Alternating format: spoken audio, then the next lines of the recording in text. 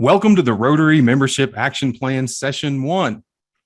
A few notes for this Zoom webinar this evening. Questions should be posted using the Q&A button at the bottom of your screen, and comments should be posted using the chat feature that most of us are familiar with there at the bottom of your screen as well. So without much further ado, let's welcome to the stage my favorite current Rotary International Director from Zone 33 and 34, Jeremy Hurst. Well, thanks, Andy, and welcome club membership chairs, club presidents, and those of you just interested in growing membership to the initial bite-sized chunk session, as we're calling it, of the Zones 33, 34 Membership Action Plan, or MAP, as it's known. My name, as Andy says, is Jeremy Hurst, and I am a director of Rotary International for 22-24 from your Zones 33 and 34. And this webinar series is intended to provide easy to implement steps to improve membership growth at the club level. So the vision of the Membership Action Plan team is to establish membership growth as a catalyst to fulfill Rotary International's vision, where together we see a world where people unite and take action to create lasting change across the globe, in our communities, and probably most importantly, in ourselves. The realization came that while some clubs have succeeded in growing membership, many clubs needed a plan that they could easily follow, that was immediately actionable and backed by real-time data.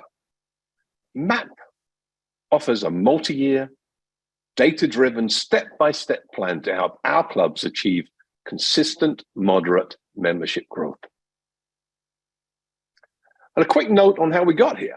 A team of current and past membership, public image, and foundation people from our zones assembled to examine how to move the needle on membership growth.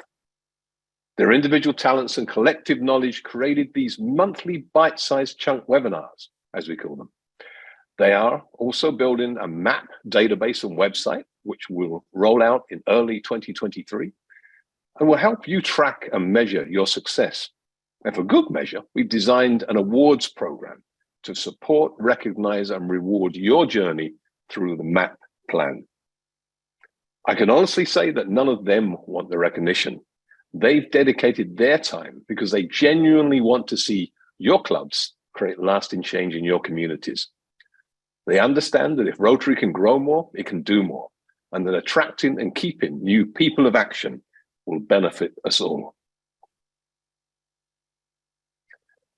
To give you the big picture, this membership system addresses the 4 areas that impact growth, and experience has shown that growth is only achievable at club level if we focus on each of these 4 areas.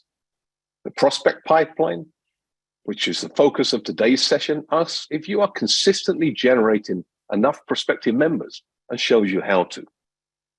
Attraction poses the question, are we making a successful case to our prospects about what is important to them? That's to say, meaningful opportunities to serve, leadership opportunities, or an expanded network of friends or professional acquaintances, for example. Onboarding considers how we prepare new members for success. How do we make them feel welcome to Rotary and part of our amazing organization? How do we show them the opportunities that exist for them and match their passions with what Rotary and our clubs have to offer? And lastly, engagement. Is your club a friendly group or a group of friends? How do we keep our members involved and ensure they get the right return on their investment, creating value for them from their Rotary experiences?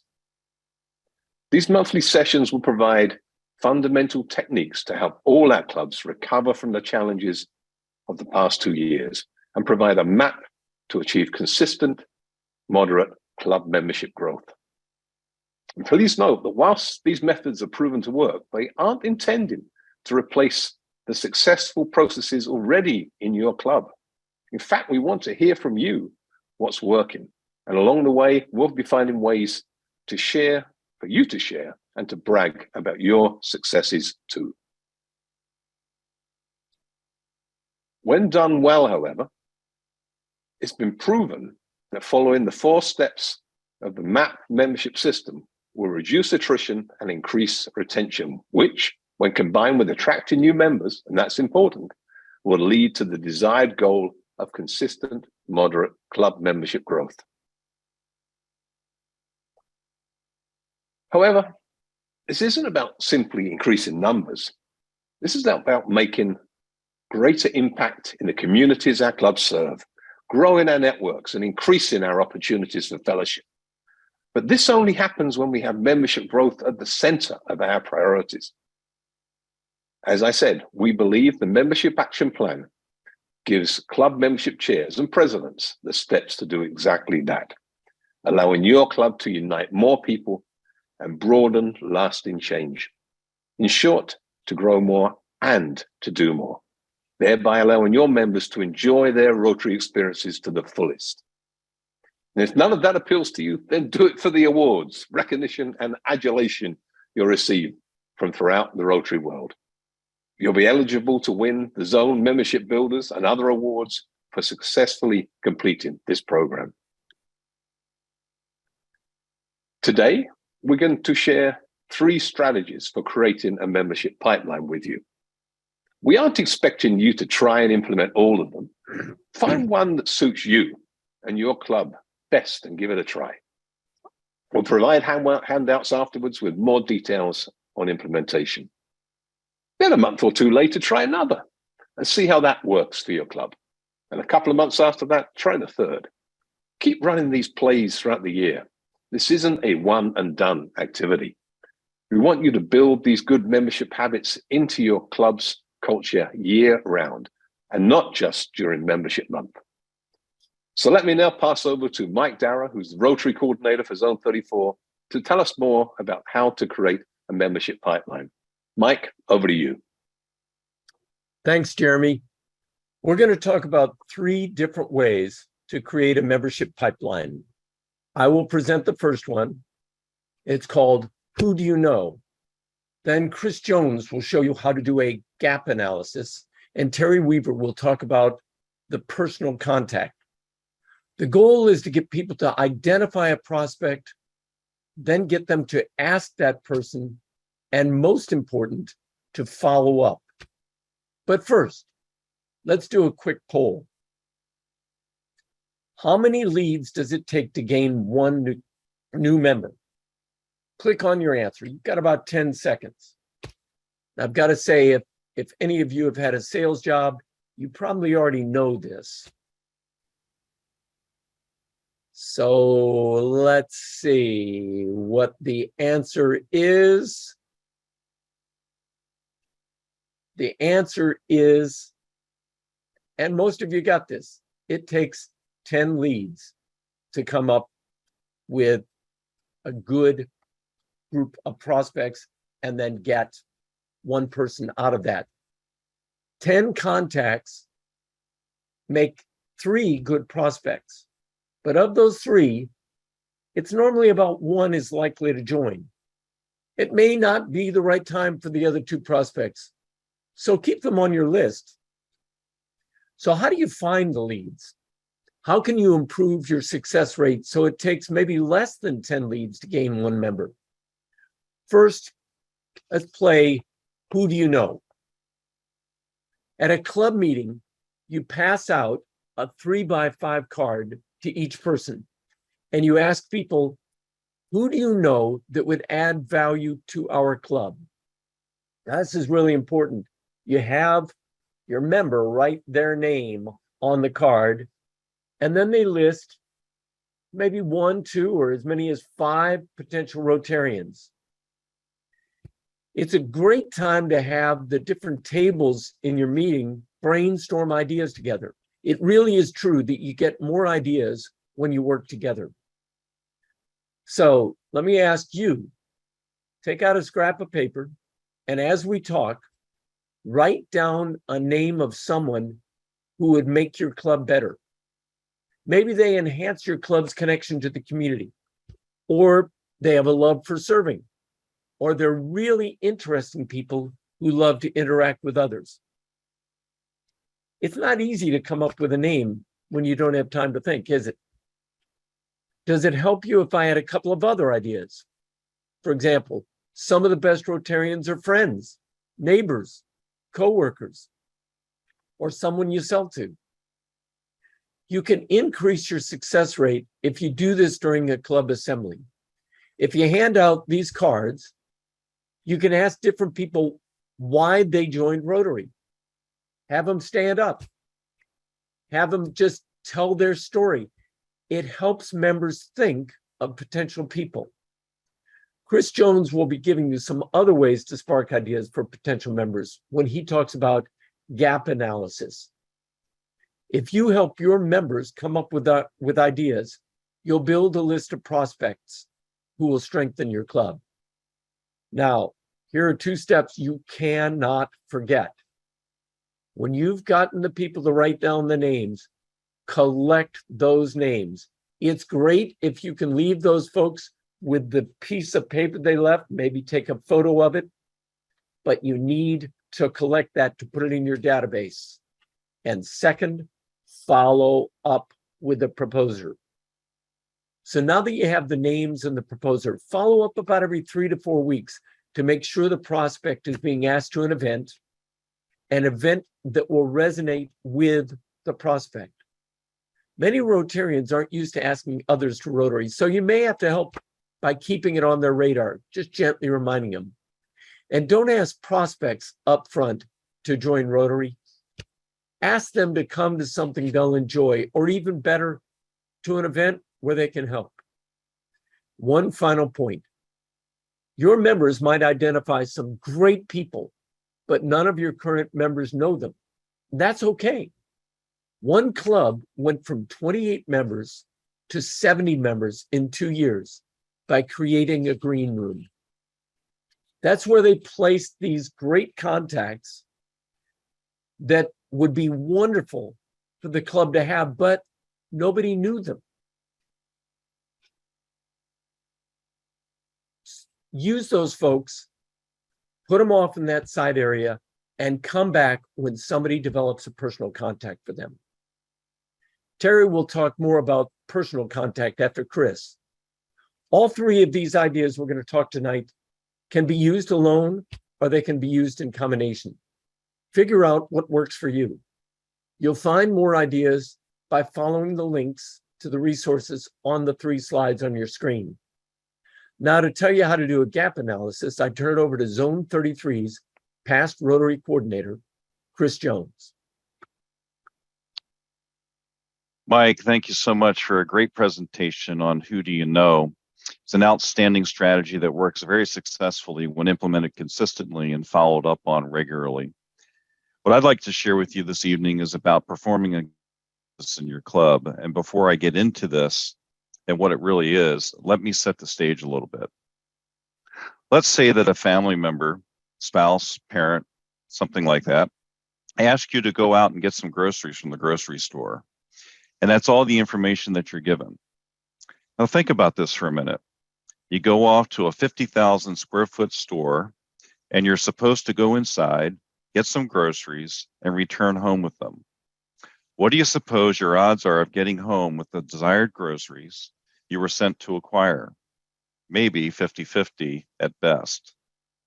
Okay, so now let's say you were sent off to the grocery store to buy something only for dinner. Still not a lot of direction, but you're getting closer in terms of the desired meal group, but not so much about the food specifics. Maybe your odds are now sitting at about 70% of success. Finally, if you're sent off to this 50,000 square foot grocery store to get vegetables, now you have excellent odds of returning home with the intended groceries that you were sent to get. And this is all about being intentional. And that's what we're going to talk about this evening in terms of identifying gaps in your club. So let's switch gears here and put this into action for our clubs. What I recommend is you gather a small group of your club members and list the type of businesses, vocations, and professions that are missing from your club. It could start with a commercial list of businesses or a Chamber of Commerce membership list or a book of lists. Most communities publish those annually. As this evolves to specific prospects in those businesses, focus on people with the same passion for service, not just position within the company. The best candidate for Rotary may not be the person who runs the business. Now let's get into a little bit of the how. What types of people make up our clubs? What professions do we currently have covered in our club? What professions are available in your market of your club that you do not currently have as members?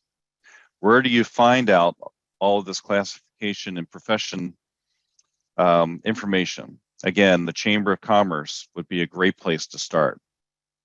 So this is where you really get started on this program of gap analysis by identifying the professions that are not represented in your club. Next thing we have to do is to identify who in the club knows someone that may work in that space, or may know someone who knows someone that works in that space. This process works very similar to the way that Mike talked about just a few minutes ago of who do you know. Hand out some 3x5 cards to your members, post a list using a projector or even writing the missing professions on a flip chart of the professions that your club wants to have represented in your membership. Then have your members write down the names of people they know that fill those positions. Have them place their own name in the top right corner of the index card. And I recommend you have your members take a photo of their own 3x5 card so they keep it with them and have it handy so that they know who they wrote down. But hand those cards into your membership chair so that your membership chair also has an active record of your new list of folks. So now ask the members to either reach out to the names they've listed or ask someone in the club to work with them on this process. And a quick note about that. Not everyone likes calling on others about membership. Some in your club love doing this. It is suggested that you do not ask people to reach out to others if they're not comfortable. Let's let others who enjoy doing this do so. The member who prefers not to make the ask could even make an introduction to the member who will make the ask. So once you have your gap analysis lead gen list put together, then put a plan of action into place to follow up on those leads. The gold is in the follow-up. If McDonald's only ever ran one commercial, would they have sold billions of hamburgers? So again, the gold is in the follow-up. So Terry Weaver is going to come to us now and speak more about making a personal ask. And I don't want to take too much of his thunder away. So let me stop here and introduce Zone 33's current Rotary coordinator, Terry Weaver. Thanks, Chris. As you realize, our membership program today is focused on the first success principle of a Rotary Club's membership system, and that's building this pipeline of prospects. Now, just to be clear, we're not looking for just anybody. We're looking for more of the same quality people we have in Rotary today, as well as expanding our reach to underrepresented groups in our communities. Happily, quality people know quality people. They hang around with quality friends. They have quality customers. They have quality suppliers. They have quality neighbors and family members. And we've discussed two tried and true strategies for prompting your members to bring those quality Rotary prospects to the table. And here's a third. We call it the personal ask. Now, you want to ask from the podium. You want to ask in your club newsletter. You want to ask in emails, always reminding your members that we need them to be talking about Rotary with people they know and introducing those people to Rotary. Trouble is, many members hear or read those messages from the podium, in a newsletter, in an email, and they think you're talking to someone else. They don't take them as a personal ask. What we mean by a personal ask is a real one-on-one conversation on the phone, in person, between a club leader and a club member. That club leader might be the club president, a membership chair, a board member, or a well-known high-profile member. In a larger club, you may split this up between several board members, for example. You can just buttonhole somebody following a Rotary meeting or at a service project, or call them on the phone. Now, you don't need to make this up on your own. We have a script for that. Just search personal on the Zone website, just like what you see on the screen. Search on personal, and you'll find a script that goes something like this. Hi, Jeremy. Is this an okay time for a call? Are you tied up with something? I always start a phone call with that question. Is this an okay time for a call? I learned that from times that I started into the conversation and then the person says, oh, I got to do this, do that, whatever. I got to stop. I got to break off. Then, of course, it's hard to get back in the game. So I'm talking to Jeremy and saying, Jeremy, we really have a great Rotary. I love this club. I love coming to our meetings. I love seeing people like you and the rest of our members. But frankly, at its current size, we've let this club shrink down to about just below 20 members. And I'm thinking its long-term sustainability is really in jeopardy. We seem to just sort of be aging out together. And it also strikes me, we could do a whole lot more for our community if we had, say, 10 more members. If we were a 30-member club instead of a 20-member club, think of what that would look like. So I'm asking you for your help. I need your help to get there. I need you to bring me only one potential Rotarian to a Rotary Information Hour. We're going to call those Discover Rotary, or to a service project, one or the other, in, say, the next couple of months. Can I count on you doing this, Jeremy? Not only for the club, but also for me? And how can I help you get a list together of people you can invite to one or more of our membership events? Now, of course, you're acquainted with the person you're calling, so there'll be other things in between these sort of talking points, but you get the idea. We need to start with why it is important that our Rotary Club consistently, moderately grows rather than shrinks. Then we need to talk about what kind of people we're looking for in order to grow that Rotary Club, these quality Rotarians, similar to the quality of Rotarians you already have on the books. Folks, this will work. I've done this. What you're trying to do is prompt and inspire your members to bring prospects to the table, preferably to a Rotary Information Hour where they can learn something about Rotary. You'll hear a lot more about that next month. Or maybe to a service project where they can experience Rotary close up and personal. It's personally not my recommendation that you invite a prospect to a club meeting. Now that I know is a tried and true and failed strategy of old. And the reason for that, folks, is that when you invite somebody to a Rotary meeting, how many of the minutes in a Rotary meeting do we spend talking about what Rotary is about? It's certainly easy for a guest or a potential member to visit a Rotary meeting and know absolutely nothing more about Rotary when they leave than when they came in. So let's invite them to something where they can learn something about us. Okay, let's recap. We presented 3 strategies. Now, these are each guaranteed to help you prompt and inspire your members to bring prospects to the table. I'm saying guaranteed because we've seen clubs do all 3 of these things successfully. So the first is an exercise you can do during, say, the opening, the run up to a club meeting before you ring the bell, or perhaps at a club assembly. And you're asking your members, who do you know? Asking them to invite those people to an event. The second is identifying these gaps in your membership where you're missing an industry, vocation, some business types or professions, and asking your members to specifically target their prospecting efforts on those segments.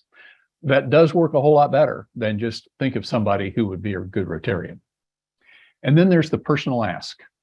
Yeah, I give it to you. That is some work for those doing the asking. But folks, building membership is some work. You have to add energy to a business to grow it. You have to add energy to a Rotary Club to grow it. So the person that's doing that ask might be the president, the membership chair, a couple of board members. It's some work for them. But I got to tell you, the yield on that personal conversation beats 10 podium announcements, plus 10 emails, plus 10 bulletin articles. That one conversation will get you some prospects. Now, remember, no matter how you build your pipeline of prospect names, use your member management platform, something like DACDB or Club Runner, to enter and keep track of those names. Track those names, phone numbers, email addresses, and sponsor names. Now you got this, right? You need an intentional strategy, perhaps one of these 3, to get members to bring prospects to the table. And then you need to use a club-wide platform to keep track of those prospects. You got this, right? So next month's topic. Next month's topic is Connect with Prospects. That's on September 12th. Same time, 5 o'clock in the evening. And we'll answer questions like, how do you create an event where you'll invite those prospects and they'll feel inspired and attracted to Rotary. Here's a hint. It's something other than a club meeting. What do you tell them? What do you ask them? So for right now, start executing your plan to identify and capture prospect contact information. We'll bring you the next bite-sized step of this program next month, where we'll talk about how to connect with those prospects.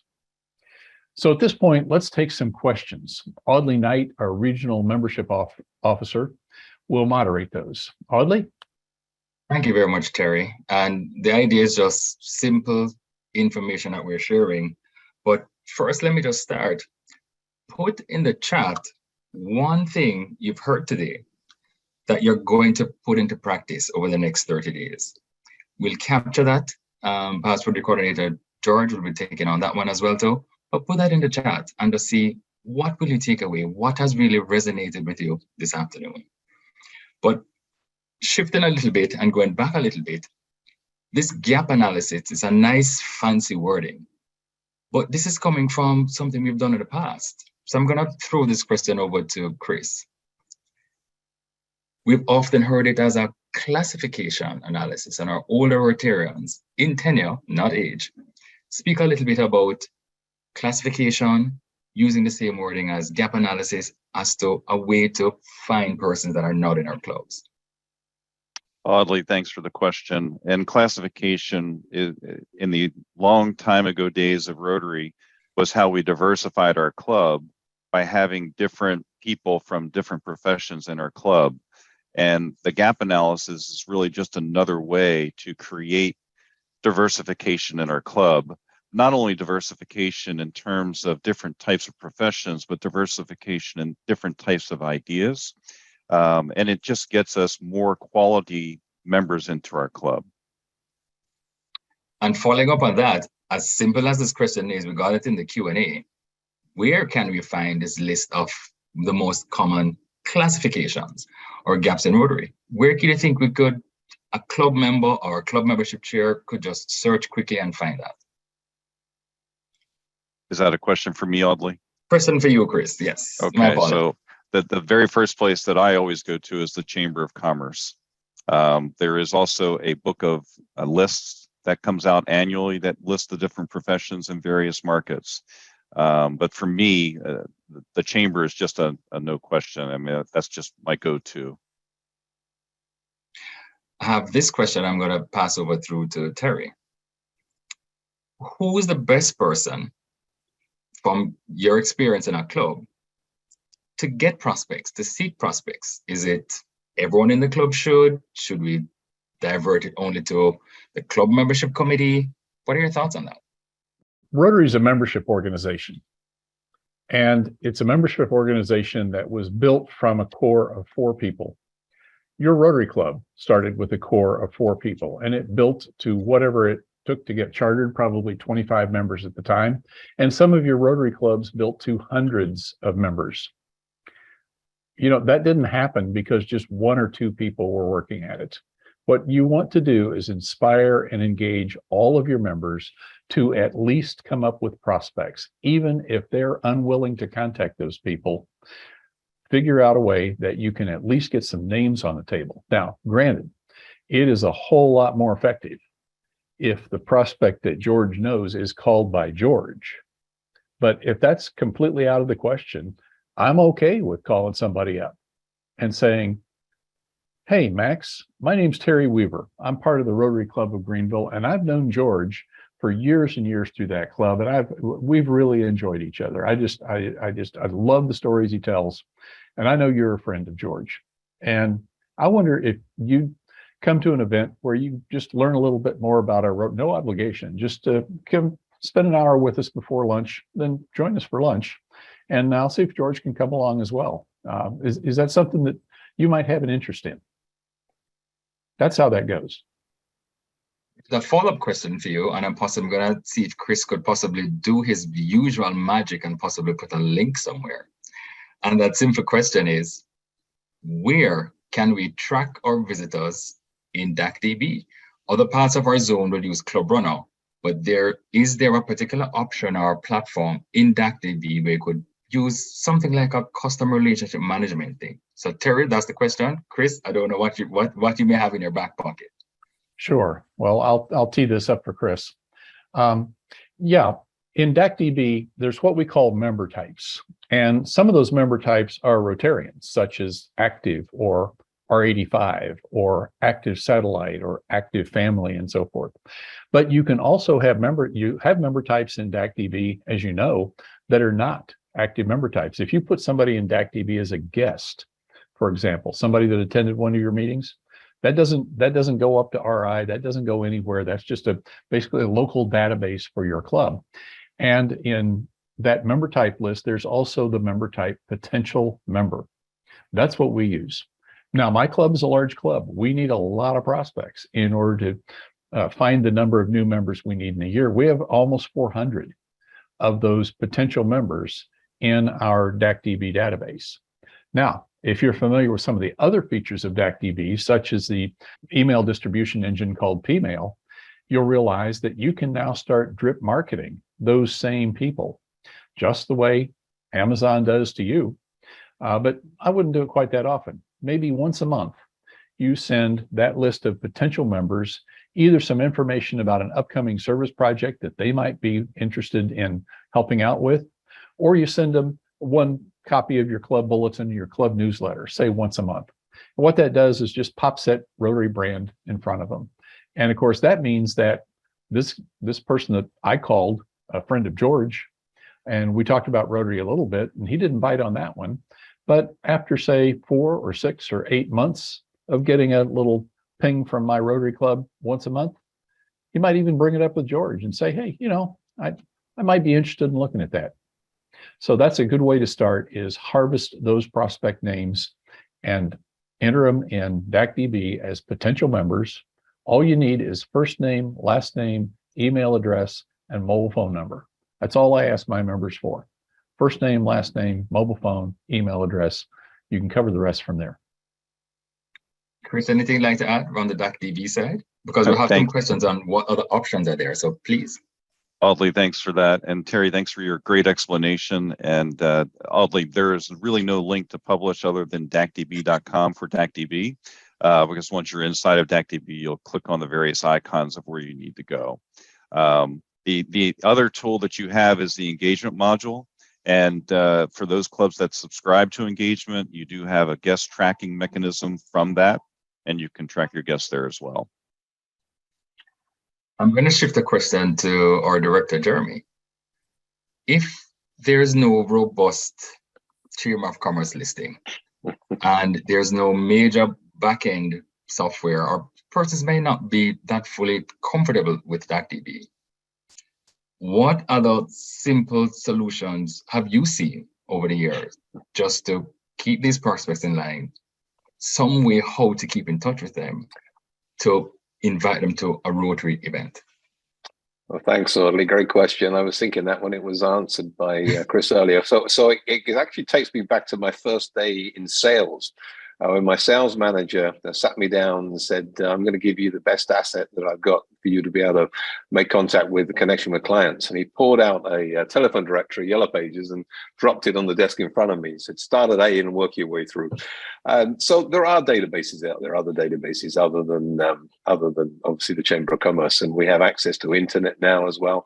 And, so I think you can use all of those opportunities at hand. One thing I do want to say as well is let's not just limit this to professionals. I mean, in terms of where we're going, what we're really looking for are people of action. President Jen likes to say that the people we should be focusing on are people of action, people of influence, and people of purpose.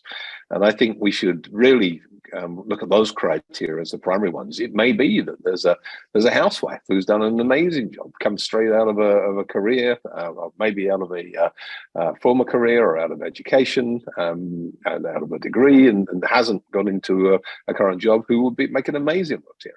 So I think we need to be broader in terms of the way we seek our members and look at prospective members in terms of the qualities. And I think there are people out there that, as you say, that we know that we should be really looking for that qualification first, that prospective Rotarian at heart. that we know that we turn into as we become members. So let's just not limit it to the telephone directories or the Chamber of Commerce. Let's think broader and wider about who would be a good fit for our clubs and really make a difference in our communities. Thank you very much. And again, it's just, again, this session is just to look at how we prospect and to share ideas of what we've seen other clubs prospecting and what formal mechanism is in place. Terry, there are other tracking mechanisms. Have you seen or heard? What's been your experience as in another way to track these potential prospects? Well, you do have the opportunity to grow your own from readily available tools. And one of those that strikes me off the top of my head is Google Forms and Google Sheets. You can create a Google form for free. Now, you need, of course, somebody with moderate amount of understanding of how these web tools work, but you can create a Google form that just, says at the top, please enter the name of a potential Rotarian here. And so, of course, you have to have them type in their name so you know who you're hearing from. Then the first name, last name, and the email address and mobile phone number of the prospect. When you click enter, that is written automatically to a back-end spreadsheet. Now, your membership chair and your membership committee needs access to that back-end spreadsheet because from there they would be working those prospects. Now, again, the clear-cut downside of this is if you have any turnover in that team and somebody loses track of the Google account this was created on or the back-end link to that Google sheet, then that group of prospects kind of vaporizes. So for that reason, I suggest that people figure out how to use durable platforms that'll be there year after year after year, such as the platform you're already using to manage your members, to do this prospect management. But there are some other ways to do this, and they're not complicated. What I don't suggest is email your prospect names to John, and then John builds a spreadsheet that's only resident on his own machine, which of course he doesn't have backed up anywhere, as you know. And then of course, another year turns over, John is no longer in that role. John loses the spreadsheet and the prospects are gone. Thank you very much. And I'm also seeing Mike. Mike is spotlighted as well, just in relation to there's a cluster of clubs close in one spot or a cluster of clubs close in a particular city. And if you find a club or two kind of competing against for that one particular prospect. Well, what's interesting when I hear that from other people, you're starting a new club is when you really hear it. Oh, they're going to compete with members. And my question to people is, how often have you asked someone and they've said, oh no, I've been asked by another club? Our market penetration in most areas, on average, is about 0.01%. That leaves a lot of room for finding people. If you are in a small area, then differentiating your club so that you make certain that the person joins the right club for that person, that takes somebody who really has the Rotary spirit to say, it's really great. I think you're a great fit, but don't you have conflicts during lunch? What do you think about this club that meets at night? When you develop that, many areas use a president's council and the presidents get together and establish that rapport so that they do refer to each other. And that's fantastic. So thanks for that. And a quick follow-up in relation to your segment when you spoke. A club that have used those manual cards, share with us, possibly based on your experience as well, the most successful club that have used it. How did they do it? And what kind of prospects and how did they build their pipeline using those index cards? So the index card is, my experience, best used in a club assembly. It's also best used when you give the people in the audience a good chance of figuring out what sort of person works well in our club. Most people don't sit back and think, oh, you know what? We really need people who enjoy service in this area or who are especially interesting in this area. Most clubs have to sit back and think. And real frankly, I've oftentimes sat and brainstormed with a diverse group of the club, with the membership committee and a diverse group to say, what is our club? What sorts of members do we need? We brainstorm it, we prioritize. And my club personally came out with, we want leaders with a heart for service. But those sorts of things that people can get their head around and think, oh, that works. The other thing that people did at the session that was very successful, I mentioned at your individual tables, to have the people work at their tables and start throwing out ideas about who would be good. That frequently will generate many more ideas than just somebody who gets handed a card and you say, okay, hand this in at the end of the meeting. If you do that, you're not going to get much anywhere, and you will definitely not get anywhere if they don't hand the card in. So again, there's different options that we're sharing here, and the idea is to just get into the nuts and bolts as to what clubs can do and just share thoughts around that. And if a club or a club member or club president is on the call right now and you're already doing these things, that's fantastic. Keep at it. The idea is to just share best practices today from the wonderful panelists that are here as well too. So I just want to share another thought before we wrap, because we're going to be closing and we possibly have possibly one more question. I've seen a club use 7 areas of focus to assist with prospecting, looking at merging that concept with classification or the gap analysis. Because oftentimes we can prospect, but that particular person or profession might not be able to come to a lunch meeting or a breakfast meeting or an evening meeting for that matter, or even gathering.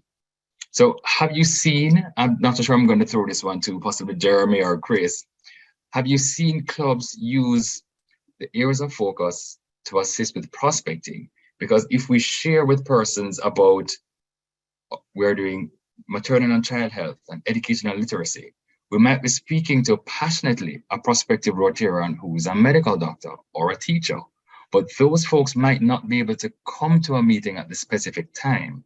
So let's share some thoughts around using to assist with the gap analysis, the areas of focus while we're prospecting. So I'll pass it to Jeremy and possibly Chris. Thanks, Audley. It's an absolutely great idea, and it goes to what I was talking about earlier about understanding what a prospect is looking for from Rotary and matching what we're able to deliver as an organization with their needs to give them a return on investment, get them to get maximum value. So I love it as a concept. I have to say the only time I've probably seen it used recently is with some of the innovative clubs where they're cause-based and they perhaps fall into those areas of focus for clubs on the environment, for example, on child and maternal health care. And I think there are opportunities for that going forward. So, but I will go back to that important component of understanding that, what it's all about is us giving our members a return on the investment, making sure their Rotary membership experience is of massive value to them. And we can best do that if we match their needs to what we're able to offer. So I'll leave it at that, but I think it's a great idea. Thanks. Yeah. And oddly, I'll Sure. add to that. If we perform service projects that have an area of focus to it, service projects are a great opportunity to attract members to Rotary. And that's why our service projects, when we engage the community, we get a number of members coming to us out of those because they get to see Rotary in action. So we do want to make sure that we're including our community in any of those service projects that we're doing.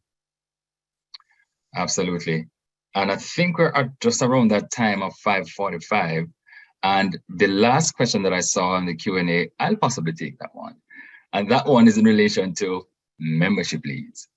The Rotary International membership leads that come through to your clubs, that's another way to get prospects. So what's shared today between Mike, Chris, Terry, and Director Jeremy is another option for prospects. But there is this formal one through Rotary International. So what happens?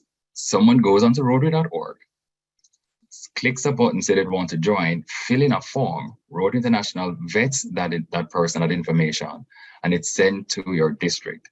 The district will then vet that person and then assign it to a club. Once a lead is assigned to a club, the club president and the club membership chair will get an email notification on that one, and your assistant governor will also be notified as well. So here's a tip. If you've not received a lead in a little while, ask your district membership chair about that. There might be leads there sitting and waiting for you, or it may have been sent to you, but you may have missed it. So check that out. So again, thank you for another wonderful session.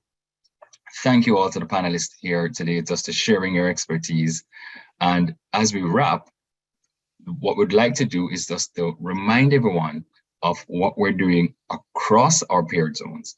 And remember, we're part of this three-legged stool. You may have heard about that for many years as well, too. So our public image webinar that's coming up soon for the zones is on August 11. Please check that out. And also coming right along the heels of that one is our Rotary Foundation webinar. And we'll wrap by reminding everyone our next session, session 2, will be on how to connect with these prospects. As mentioned, the membership action plan is sharing bite-sized chunks specifically to assist with clubs. Today was about prospecting.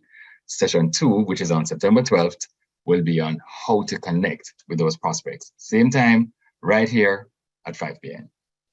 Thank you, everyone.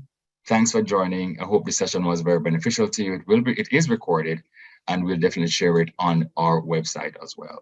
So thanks again, and have a wonderful, wonderful afternoon. Thank you, everyone. Looking forward to seeing you at the next session. Have a great month. Take care. Bye.